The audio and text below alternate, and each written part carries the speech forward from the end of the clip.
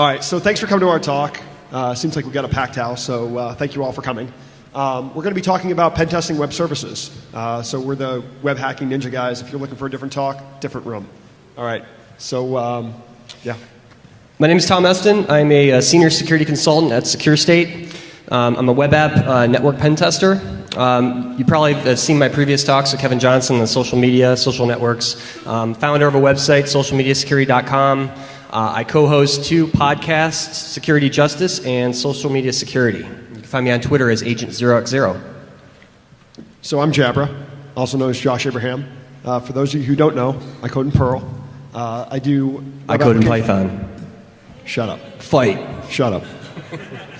I do penetration testing. I work at Rapid7. We do some cool stuff. We work on the Metasploit project, vulnerability assessment, that sort of stuff. I also do a lot of open source work, contribute to things like the Backtrack Live CD, Metasploit, Nmap, all these other projects, Beef. I do a lot of coding in Perl, so pretty much anything. Also helping people, get through their demos and all that stuff. So he spent all day coding yesterday for Rich Mogul. Yeah. So Rich Mogul's demo will be less fail on the fail panel. So yeah. We are not Kevin Johnson, obviously. Unfortunately, Kevin Johnson could not make it. He had a family emergency, had to fly back around Black Hat. But I definitely wanted to mention Kevin's work in this presentation, and we'll be talking a lot about that. If you don't know Kevin, Kevin is an all-around great guy. He is an open source bigot, as he will tell you. He runs all those various projects that mentioned on the slide there. He's also a SANS instructor, and also founder of pentesterscripting.com, and you can find him on Twitter as Secure Ideas. So we miss you, Kevin. We miss you, Kevin. Yep. All right, so here is the agenda for the entire talk. We're going to be talking about pen testing web services. So initially what we're going to do is we're going to go over like the state of the union of pen testing web services. What are web services? Who uses them? Why would you want to pen test them? And why is this relevant and why do you care? And then from there we'll be going through our methodology that we developed. And from there, releasing some new tools, some new process, a threat model, and then at the end, we're going to do all the demos and also releasing an exploit. So all that cool stuff, all in 1 hour talk. So, and we hope you like the movie Fight Club. Yeah, we're just going to throw that out there. A lot of references to Fight Club in this deck. So if you pick them all up, let us know. This is Project Mayhem. Stuff. We hope you guys enjoy it. So why do we want to attack web services? Well, we found just through our research, and I'm sure any of you guys know that are pen testers, really those web services are really that secondary attack vector when it comes to any web application. We find that developers, well, just like any other web app, they really don't implement proper security controls. In fact, I would argue that sometimes the security controls are even more lacking than a regular web app because these things are usually found outside of the web application. And of course, that it's assumed that only a client or another web service is going to connect to this. And of course, you know what happens when we assume. Yeah, and in the industry, we're really pretty good at pen testing web apps. But how many pen testers out there really know about the process of pen testing web services? I would claim very few. So the developers are sort of like getting a free ride. If you have all these web services, if we're not pen testing them, what's their motivation to get them really locked down and secure? So that's sort of the reason why we did this research. So some recent statistics, just in the mobile space, Kevin Johnson did a little experiment where he downloaded about 200 iPhone and iPad apps, and then he looked to see if any of those were using web services, and he found that actually all of them are using some form of web service, mostly RESTful web services, not necessarily SOAP. But it goes to show you that, especially in the mobile space, we're just seeing web service usage increase tenfold.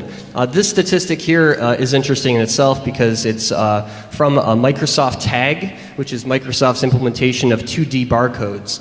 That is probably a talk all in itself. Definitely. So we won't go there. But this is just kind of giving you an idea that with web services and new technology, we're seeing a huge increase. Yeah. So there's a large attack surface for everybody to start going after, and if the industry as a whole hasn't been really good about pen testing this sort of stuff, there's a huge gap for research, new tools, methodology, process, and probably a lot of vulnerable web services out there. So a lot of stuff.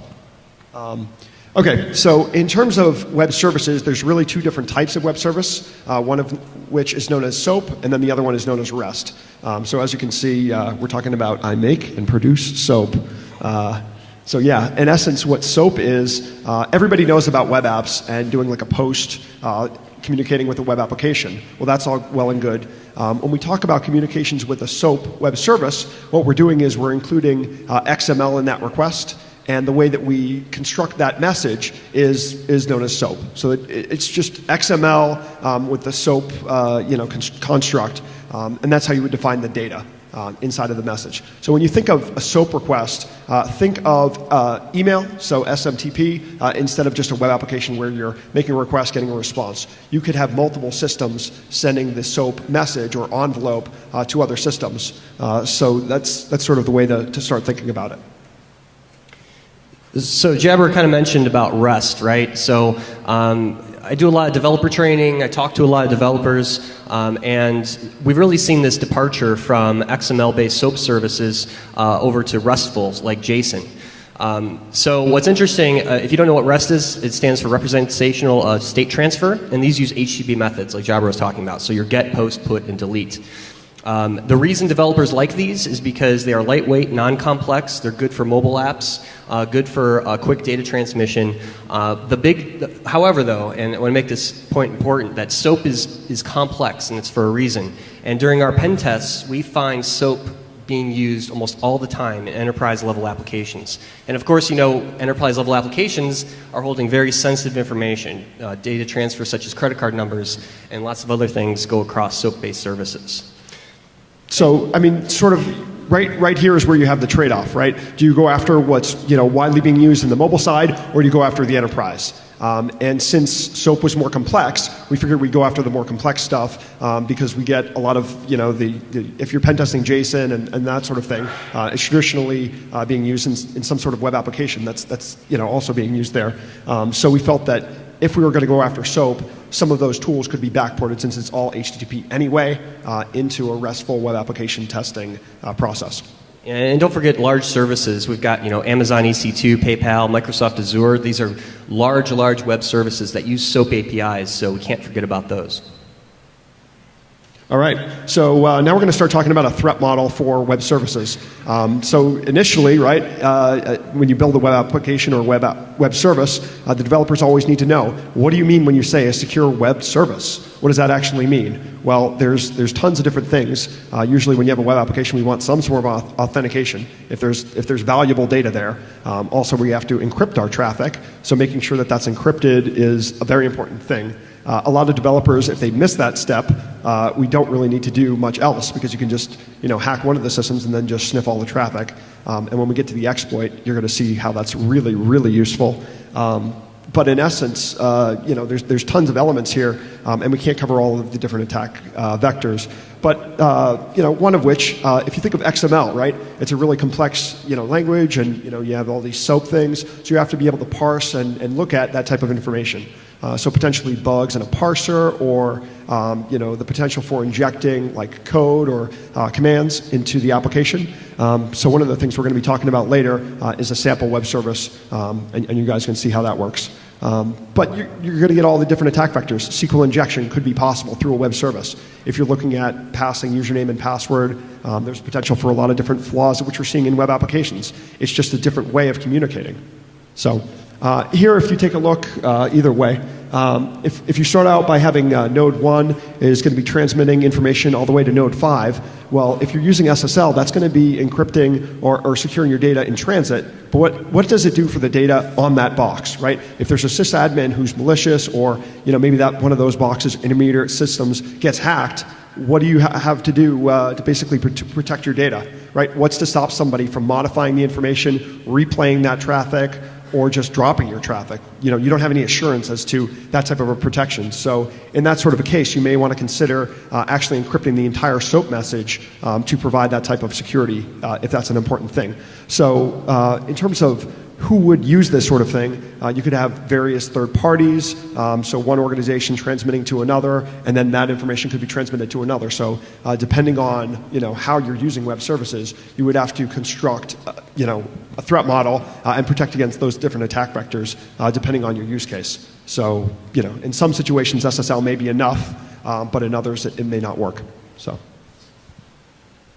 So the state of the union here, really through our research, we found that there's issues with all kinds of things with web services. So how to properly scope a web service pen test, tools, testing process, methodology, techniques to test, education for developers and vice versa, and testing environments. So basically we come up to the conclusion that it is all broken and we have to do something about this. Like a single serving friend. So what we found too is really pen testers really don't know what to do with web services. I talk to a lot of pen testers and there's always this it seems like this mystery with web services, like it's a magical art to test web services. And really what it comes down to is it starts with scoping. So are you asking the right questions? Are you asking about web services when you scope out like a gray box web app pen test? Do you even know that there are web services in that application? Web services may be the most critical part of that web app, and if you don't ask the right questions, you're not going to know until you get into it, and then you find this out, and then you come across a couple hours later, and you've got to rescope the whole thing, and that wastes a lot of time and it wastes money. And of course, how do you test it? So do we use an automated approach, more manual? Unfortunately, most of the stuff we find is around manual testing. So, and of course, manual testing takes a long time, and when you have 1 or 2 days on a pen test, that's usually not feasible. So going to the testing methodology, really the only great guide that's out there, or guide at all, is the OWASP testing guide, which has a web service component in version 3. The guide itself is a fantastic guide for all web app pen testing, but however, the web service piece is really outdated. It's missing full coverage on recent threats and different types of threat models. So for example, man-in-the-middle attacks, client-side storage, host-based authentication. It's focused on old technology, so no mention of WCF services from Microsoft or how to test multiple protocols such as SOAP over TCP. Right, and the other thing to keep in mind here is if you think of SOAP, it's actually been around pretty much just as long as SQL injection, and yet how many people in this room really know how to pen test for it? I mean, at the end of the day, it's an important thing. It's out there. Developers are using it, and developers are so far ahead of everybody in the industry in terms of pen testing these web services that we're playing catch up. So. Yeah, developers really have gone down that road of functional testing, and there's lots of tools out there for functional testing, like SOAP UI and things like that. And we're seeing more recently that they're adding more security features into these tools, but it's just now that people are talking about this stuff. So tools, well, they just suck. I mean, let's be honest, right? There's commercial tools like I mentioned. SOAP UI. They provide more functional testing for developers. You'll see them all over the place, but there's very little automation. A lot of the tools that we find, they're just missing features, missing functionality. They're not open source, so you can't contribute, you can't change code on the fly or customize it for certain situations. So what we find is that we end up writing our own stuff, writing our own scripts, writing our own tools, and of course that takes time, and that takes time away from actually hacking, which is that's what we really want to do. So, just a question, what happened to things like there was an awesome little web service module in WebScarab, and that is actually being depreciated. I don't know why. So that's unfortunate because that actually had some good functionality. But who actually uses WebScarab as a web proxy anymore? Probably nobody, right? I prefer Burp. Yeah, everybody kind of prefers Burp. But things like WS Digger, that was kind of the de facto tool at one point. You just throw a WSDL at it and it does a little bit of checking. But it doesn't support SSL. So what the hell? Little things like that.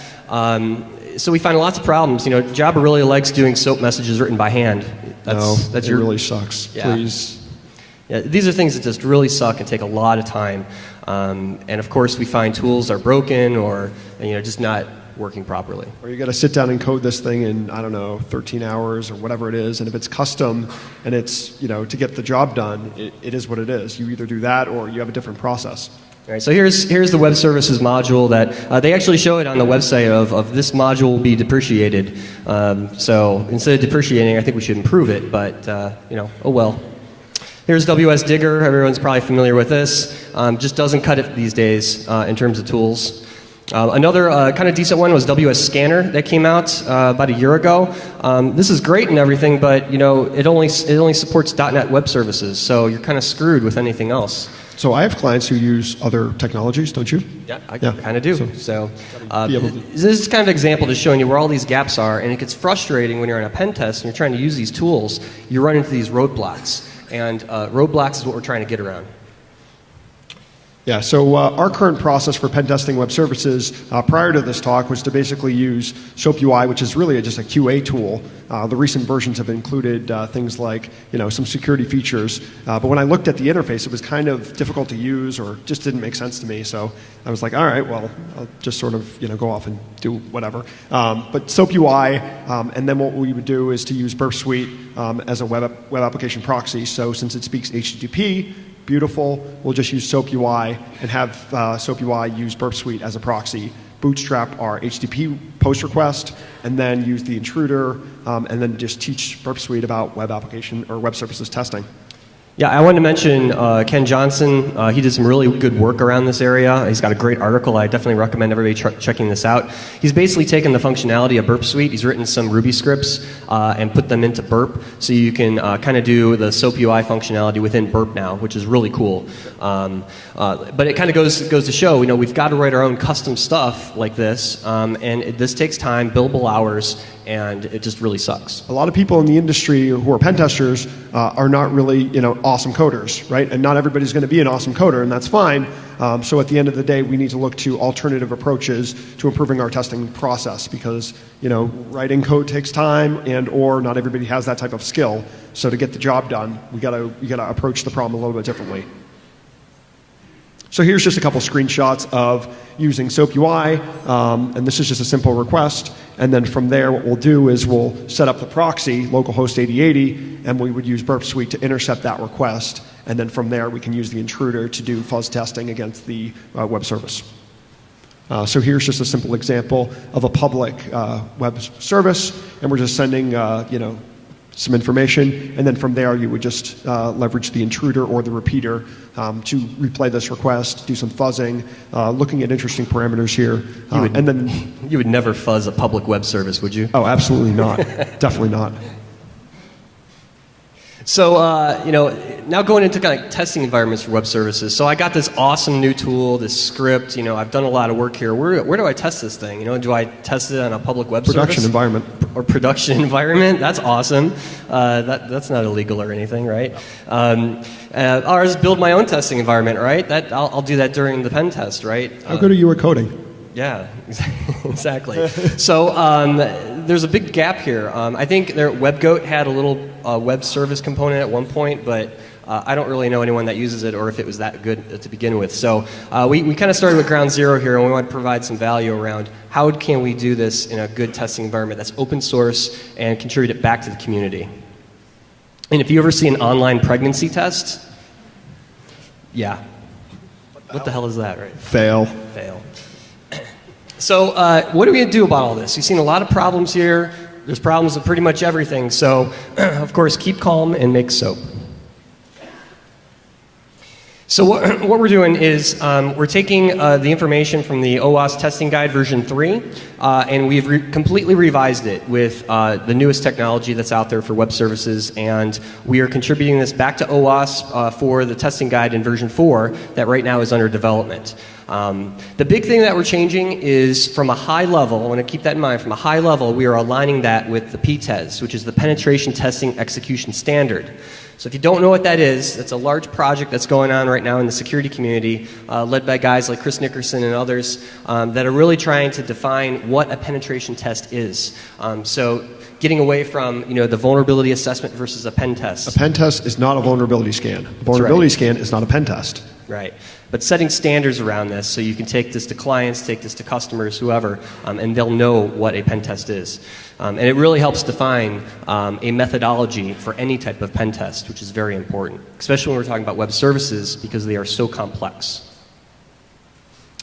So breaking this down from a high level, obviously our white paper that we'll have links to at the end has the full excruciating detail that you can go through. But it really starts with the pre-engagement interactions, which is your scoping questions and goals, defining what type of assessment this is, and of course your rules of engagement. Do you have web services? That should be a question. For any type of web app engagement, exactly.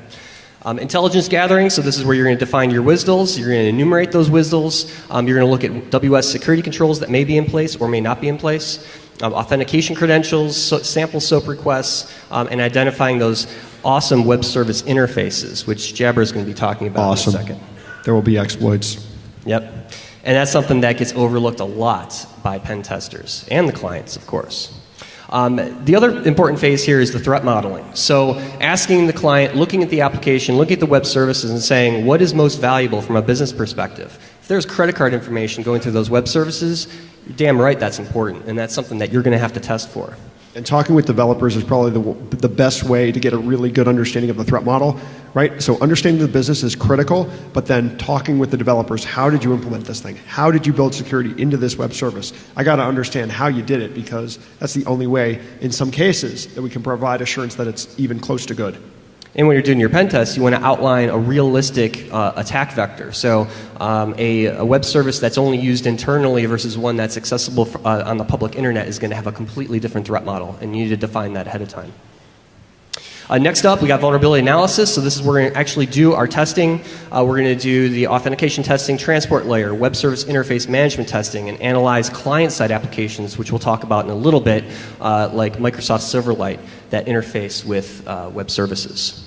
And then, of course, the fun part, right? Exploitation. So we're going to do our content level testing. We're going to be fuzzing. You may want to use Jabber's new Metasploit MSF Web Fuzz module, which we'll talk about.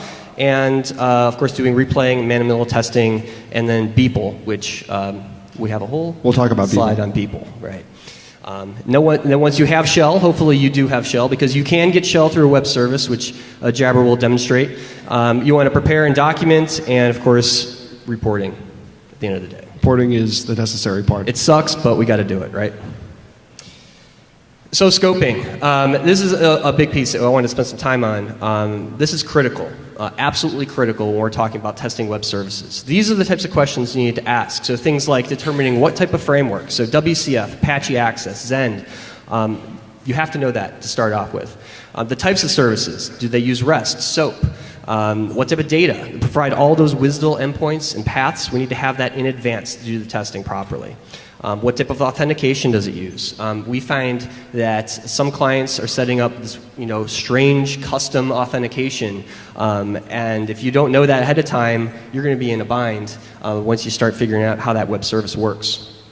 Definitely have the client provide multiple SOAP requests in advance, showing the full functionality so you can do your testing and you're not wasting time trying to figure out all that stuff on your own. So without a sample web service request, in many cases, what you would often get is a WSDL. And the WSDL just says, here are the functions, and here's roughly what the data would look like. But you actually want to be able to make valid requests and see what valid responses would look like. And then look at the invalid requests, right? So you want to see both, right? So understanding that if we have a sample web service request, that'll be super useful when we're actually doing the pen test.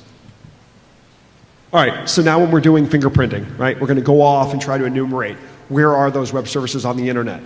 So ASMF, Microsoft Technologies, but there are also tons of others. And the WSDL, right? The WSDL is what you actually would specify. It's sort of like the data definition for communicating with a SOAP web service. This is, as I said previously, it defines all the methods and all the different types of values that would be passed to this web service. From there, you can also look at using things like Shodan and Google to do this enumeration. Shodan is awesome. Yeah, Shodan is awesome. It's so much win. Definitely makes reconnaissance really, really easy, especially when you're looking at web applications or web services reconnaissance. It's definitely the primary method that I would use. And something that kind of gets overlooked now, I mean, Microsoft Silverlight is kind of a newer technology, and we're just starting to see a lot of research coming out about, around the security of Silverlight. But I'll talk about this in a second. But Silverlight, the ZAP files, if you search for those in Google, they're usually tied to web services. So you can look at the client-side app and then see where those services are exposed and then go from there. Yep. Okay, so here are some of the results. We just did a quick Google search. Take a look at this. I mean, this is right now on the internet. This is pretty much what we found. So, it's definitely out there. And if, as an industry, we're not really good at pen testing it, it's pretty much like, all right, well, there's some risk there. So here's Tom's password, because one of the things that we've basically seen is that in the industry, weak default and reuse passwords in my from my point of view, is most organizations, that's their biggest risk, right? So when you think of when you go in to do an internal pen test, pass the hashes is a nice example. You crack one Windows system, reuse the password, you'll probably compromise the entire domain. So that's one thing that we've seen as a very useful vector. So I did some research last year on SAP Business Objects, and they had a default username and password, and we were able to get shell on this box. So that was through a web services management interface, right? So thinking about not just the web service, not just the web application, but also the other interfaces that control that stuff, right? So some of the developers may not even be logging in to these web management interfaces because they may not need to. If the security guy doesn't know about it and the developer doesn't use it, well, it's still there and it's a huge risk in the industry. And if it's a documented username and password, the attackers can, they can do a quick Google search and find this stuff. So we need to be able to translate that into a Metasploit module or something else and basically demonstrate that risk. Yeah, developers really, talking with them, they have no idea that these web service interfaces are out there. So they're actually kind of surprised when we make this a finding, and they're like, oh my God, we left this wide open, and it's kind of shocking. So. Yeah, access to, exposed on the internet with default credentials is code execution. So,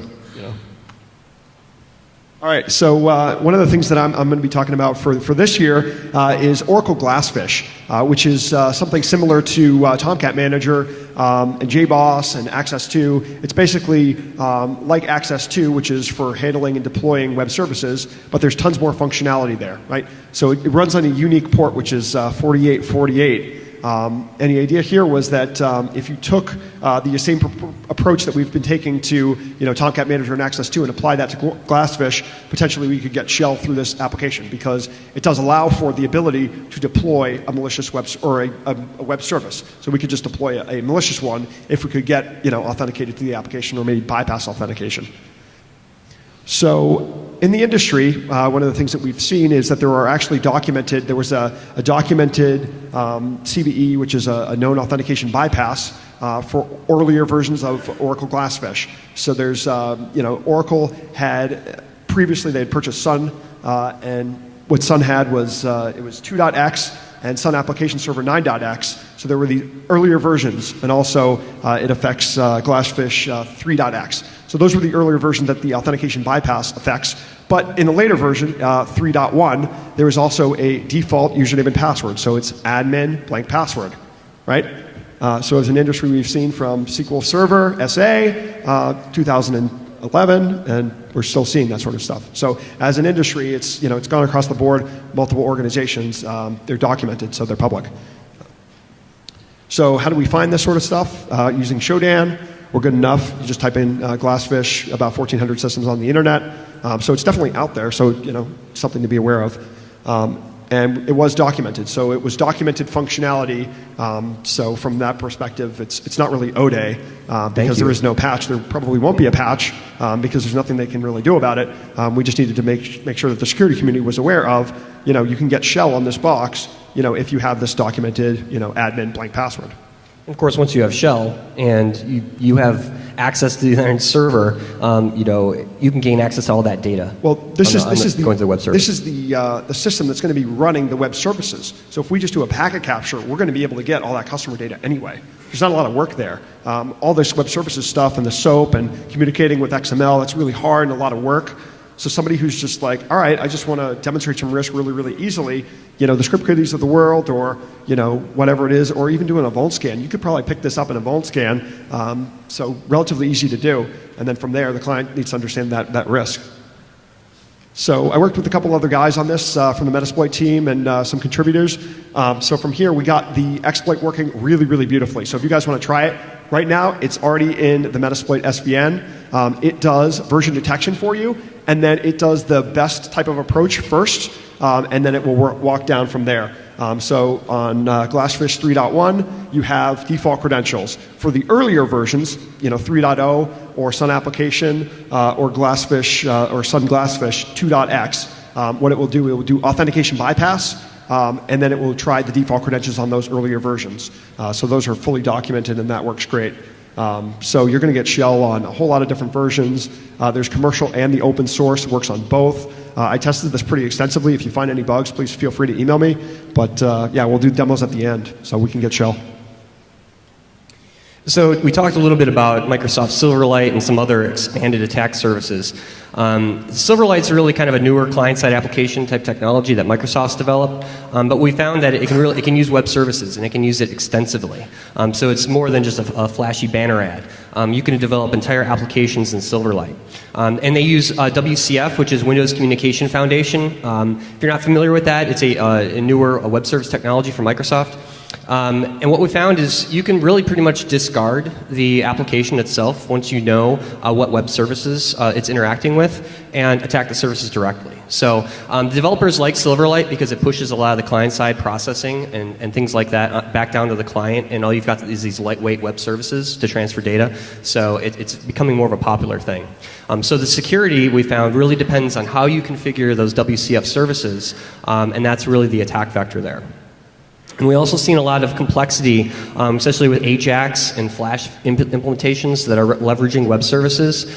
So great question. I know Jabber, I think you ran into this. You know, yeah. What if Ajax calls to web services are made from the DOM? Yeah, now you got to basically fire up Firebug, yep. And then just start reviewing that stuff because it's not going to be going through the proxy in that sort of case. So. Exactly.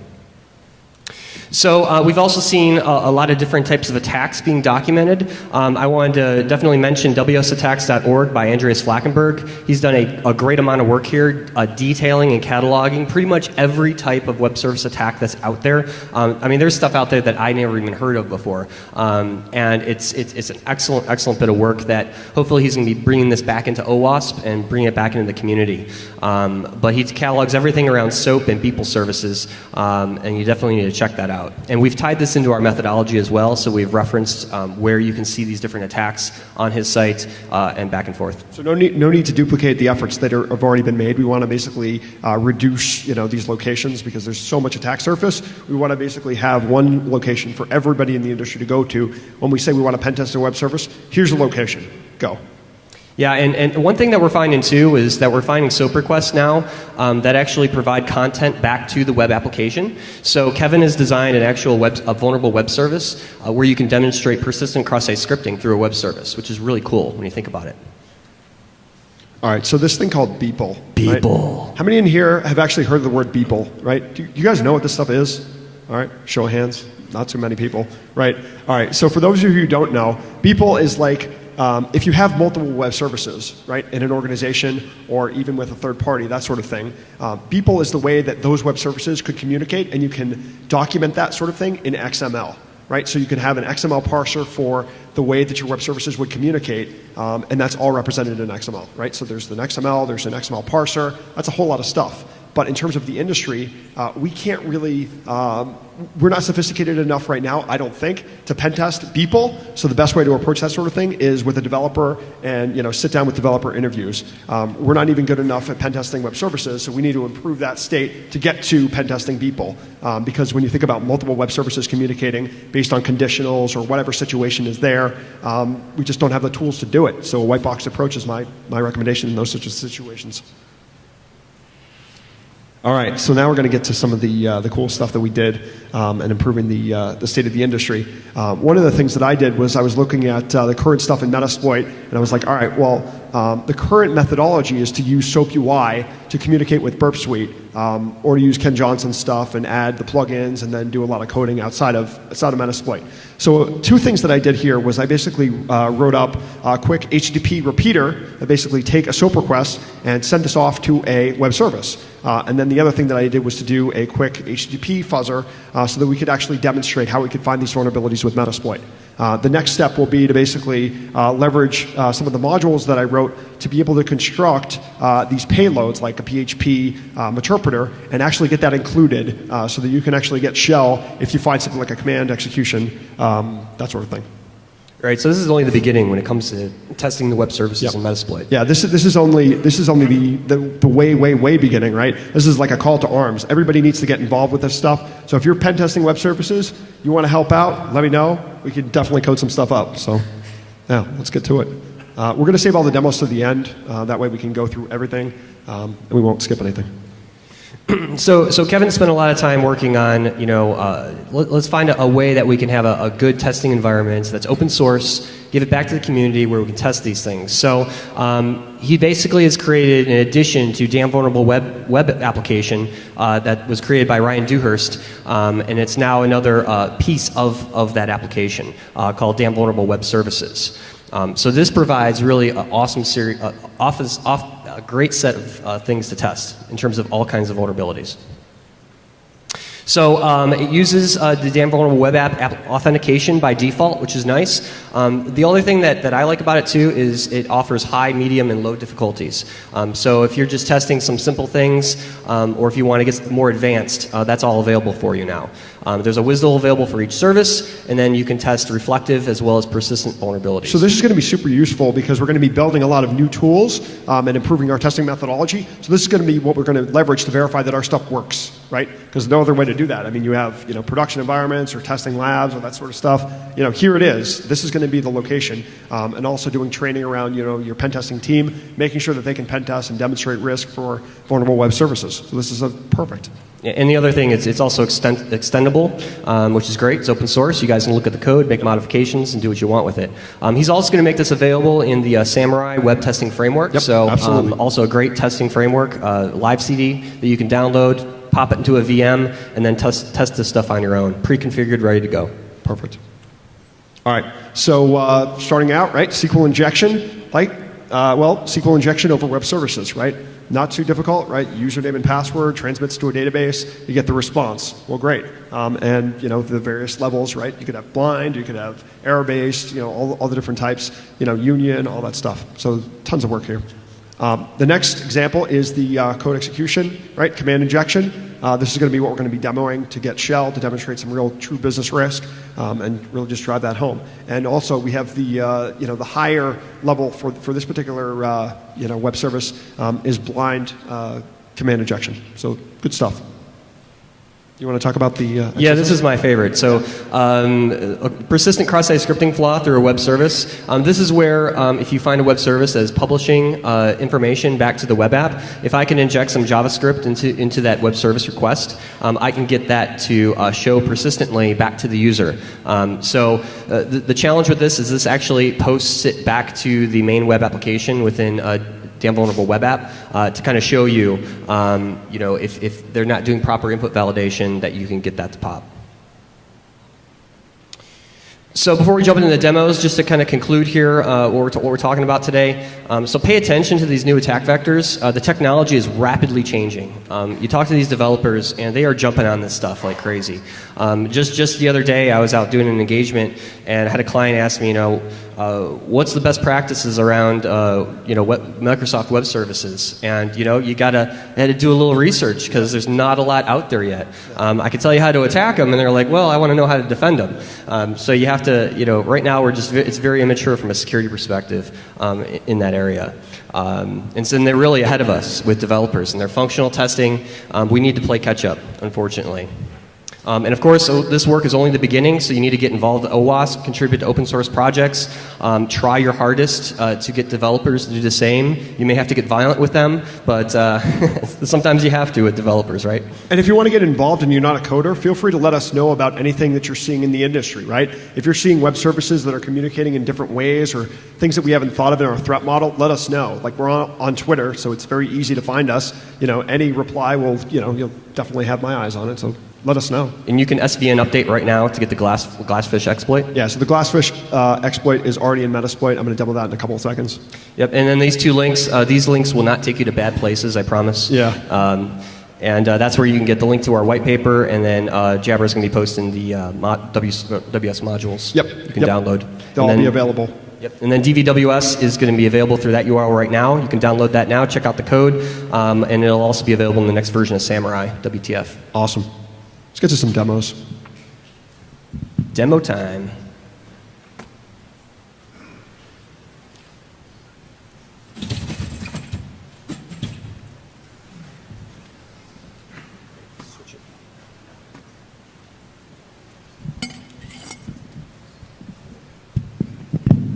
All right, so the first demo we're going to do is the Glassfish stuff because I know you guys want to see shell pop right now.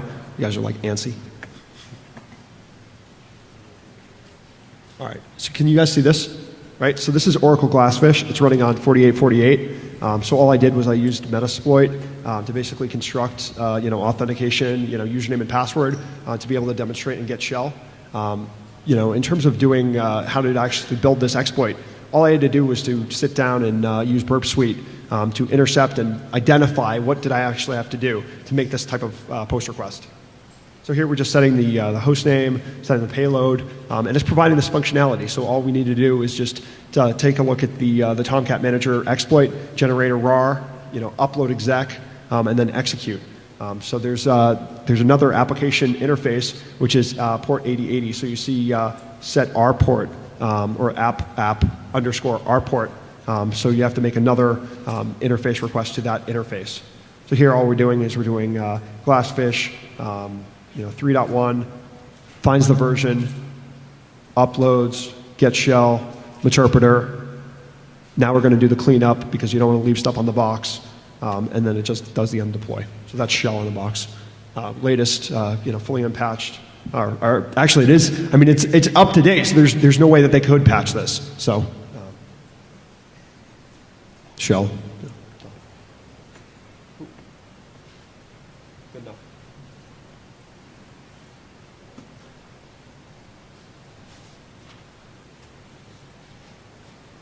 All right, so this is the web fuzzer, and this is just like a sample post request.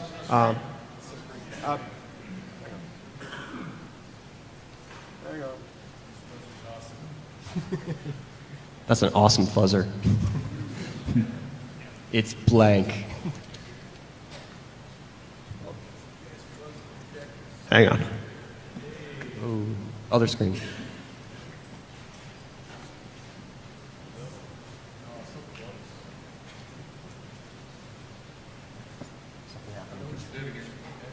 Two seconds. There it is. Cool. It's that Dell you have. Shut up. This is why we record demos. All right, so we cat the post request. This is a sample web service with SOAP. Too dark? Can we dim the lights for a second? Kind of a dark demo. Sorry. There we go. Is this better? Can you guys see? My lights are dim. All right. Well, we're going to upload all the demos online afterwards, so they'll be on. I'm going to post on Twitter, all that stuff. So you guys can find me if you want to see more demos. If you guys can see this, all I'm doing is using the MSF web fuzzer, sending in the post request, and then sending in a file, which basically has all of the elements to basically use and fuzz inside of the post request. So here's request 1, and then we're going to do request 2. And we get take a fuzz list from like yeah. FuzzDB or wherever. Burp has a nice one too that you can import. All right, so here what we've done is we've actually identified that we had command execution through the web service. Just put in the word ID, and then from there we can get, we're going to be able to get code execution on the box, so we're good.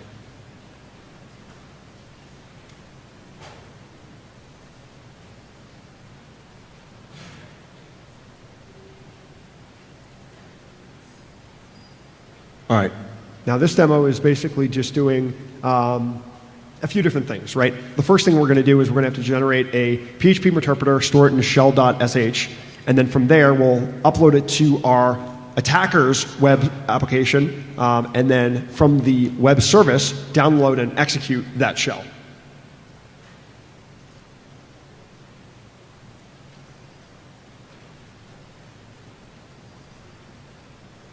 You just copy it in the web root.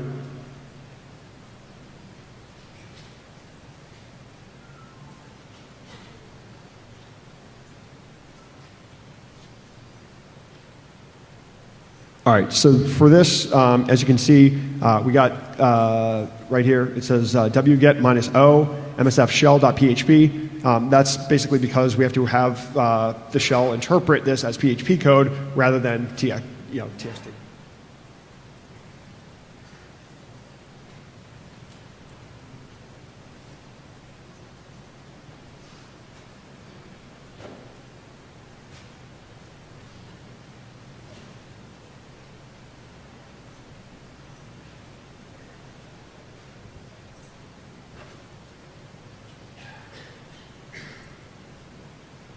So now we did the wget, should be on the server. All we need to do now, execute the command, and we'll get shell.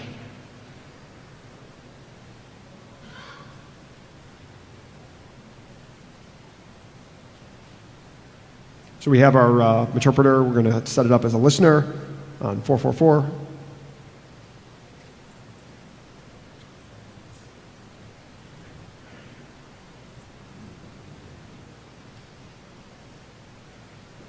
And now we're just doing the wget to make sure that the PHP shell gets called, and then we'll see the shell on the interpreter side.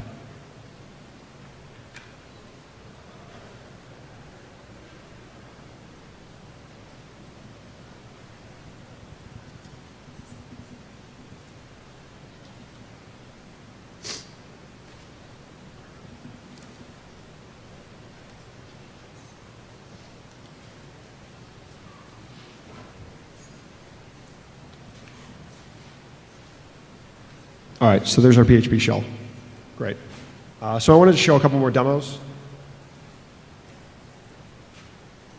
This is the Oracle Glassfish authentication bypass on Sun application 9.x. So these is like the earlier versions of Glassfish, and we can just use a lowercase get and or post request to just not even need credentials, right? This is a CVE that they claim they fixed.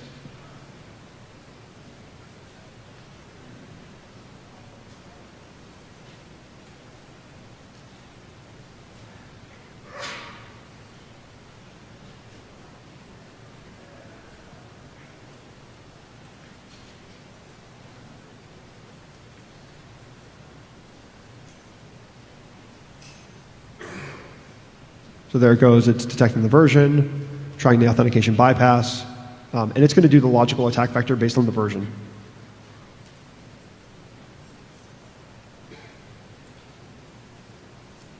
Successful authentication bypass, we're good. So you can kind of lump this in with the the JBoss, Apache Tomcat modules, very similar functionality. Yeah, and if you look at the code for this one module, it's like an Uber module because it works on like, I don't know, like 8 different applications.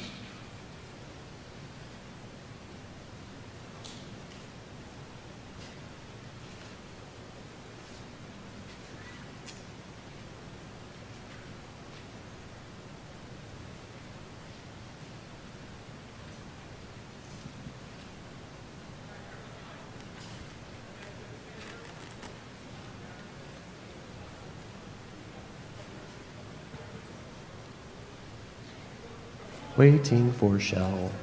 Waiting It's for a VM.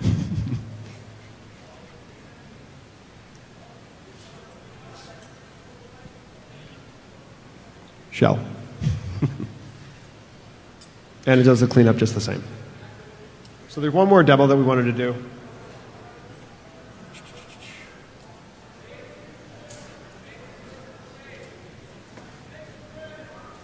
So I did some custom web services modules. I did a auxiliary scanner to be able to detect one of which, one thing was all the different actions for a web service. We need to be able to enumerate those actions because they're sort of like functions. We need to be able to make those calls to those various functions and then pass in data to either get shell or do some sort of SQL injection or code execution, that sort of thing. So I'm just demoing using public web services to show that functionality so that you could reuse that exact demo and then get the same result. Shouldn't be pen testing public web services. We're just using them as a normal developer would. So you can see there's a get quote function from the public web service, and we're just going to ask for the stock of something like that, like Microsoft. So here what we're doing is we have a SOAP basic request based on a WSDL, and then it will just, from there, use this particular action, get quote. So what it's going to do is it's going to use the WSDL to generate the SOAP request, and here is the response. So I basically converted the response and using Ruby to basically just dump all of that data to the screen. It's an alpha version, so figuring out what is the most useful response, I wasn't really sure. But as you can see right here, we have all the data that we need, so we're good. and that's all going to get incorporated into Metasploit. Talking with those guys, I'm figuring out when exactly this stuff will get merged in. The glass stuff exploit is already in the tree. This other stuff, we just need to plan and figure out when is the best time to get that stuff merged in. Yeah, you'll be able to download that from Jabba's blog, right? Yeah. Yeah, I'm going to make it available. It won't be an SVN for Metasploit, but it will be available, as a tarball or zip file, whatever. So that's pretty much what we got. All right, guys. So, thank you all for coming. We'll be in the Q&A room. Sometimes the security controls are even more lacking than a regular web app because these things are usually found outside of the web application. And of course, that it's assumed that only a client or another web service is going to connect to this. And of course, you know what happens when we assume. Yeah, and in the industry, we're really pretty good at pen testing web apps. But how many pen testers out there really know about the process of pen testing web services? I would claim very few. So the developers are sort of like getting a free ride. If you have all these web services, if we're not pen testing them, what's their motivation to get them really locked down and secure? So that's sort of the reason why we did this research. So some recent statistics, just in the mobile space, Kevin Johnson did a little experiment where he downloaded about 200 iPhone and iPad apps, and then he looked to see if any of those were using web services, and he found that actually all of them are using some form of web service, mostly RESTful web services, not necessarily SOAP. But it goes to show you that, especially in the mobile space, we're just seeing web service usage increase tenfold. This statistic here is interesting in itself because it's from a Microsoft Tag, which is Microsoft's implementation of 2D barcodes. That is probably a talk all in itself. Definitely. So we won't go there. But this is just kind of give you an idea that with web services and new technology, we're seeing a huge increase. Yeah, so there's a large attack surface for everybody to start going after. And if, All right, so thanks for coming to our talk. Seems like we've got a packed house, so thank you all for coming. We're going to be talking about pen testing web services. So we're the web hacking ninja guys. If you're looking for a different talk, different room. All right, so yeah. My name is Tom Eston. I'm a senior security consultant at SecureState. I'm a web app network pen tester. You probably have seen my previous talks with Kevin Johnson on social media, social networks. Founder of a website, socialmediasecurity.com. I co-host 2 podcasts, Security Justice and Social Media Security. You can find me on Twitter as Agent0x0. So I'm Jabra, also known as Josh Abraham.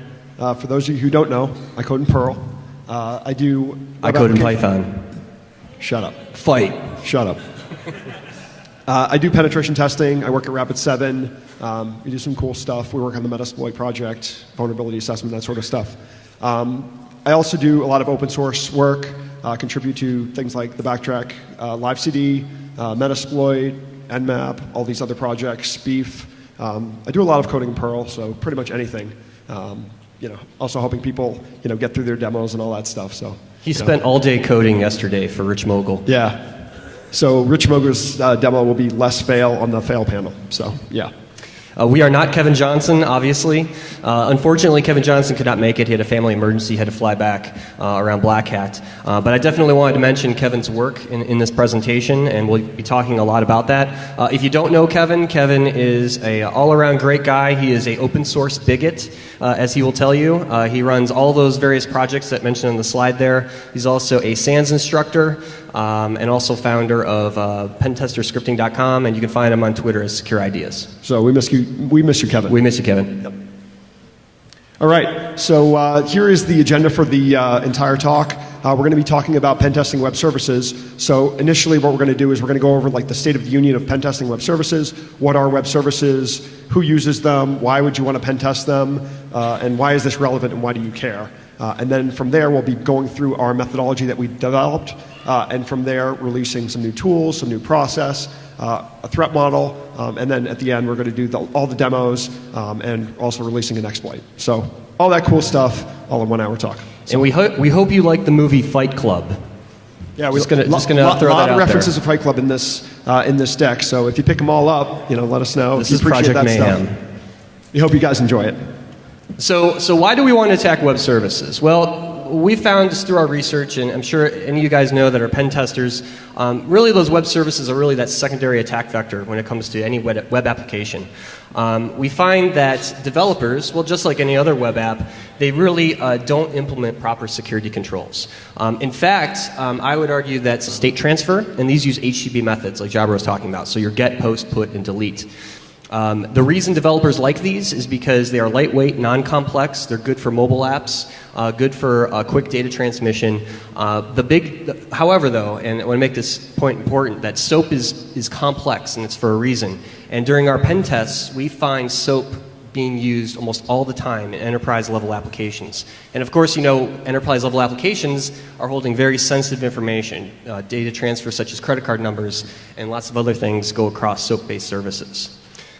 So, I mean, sort of right here is where you have the trade-off, right? Do you go after what's, you know, widely being used in the mobile side, or do you go after the enterprise? And since SOAP was more complex, we figured we'd go after the more complex stuff because we get a lot of, you know, if you're pen testing JSON and that sort of thing, it's traditionally being used in some sort of web application that's you know, also being used there. So we felt that if we were going to go after SOAP, some of those tools could be backported, since it's all HTTP anyway, into a RESTful web application testing process. And don't forget large services. We've got, you know, Amazon EC2, PayPal, Microsoft Azure. These are large web services that use SOAP APIs, so we can't forget about those. All right, so now we're going to start talking about a threat model for web services. So initially, right, when you build a web application or web service, the developers always need to, you know, the industry as a whole hasn't been really good about pen testing this sort of stuff. There's a huge gap for research, new tools, methodology, process, and probably a lot of vulnerable web services out there. So a lot of stuff. Okay, so in terms of web services, there's really two different types of web service, one of which is known as SOAP, and then the other one is known as REST. So as you can see, we're talking about I make and produce SOAP.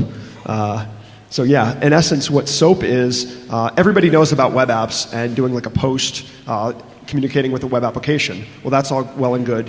When we talk about communications with a SOAP web service, what we're doing is we're including XML in that request. And the way that we construct that message is known as SOAP. So it's just XML with the SOAP you know, construct, and that's how you would define the data inside of the message. So when you think of a SOAP request, think of email, so SMTP, instead of just a web application where you're making a request, getting a response. You could have multiple systems sending the SOAP message or envelope to other systems. So that's sort of the way to start thinking about it. So Jabber kind of mentioned about REST, right? So I do a lot of developer training, I talk to a lot of developers, and we've really seen this departure from XML-based SOAP services over to RESTful, like JSON. So what's interesting, if you don't know what REST is, it stands for Representational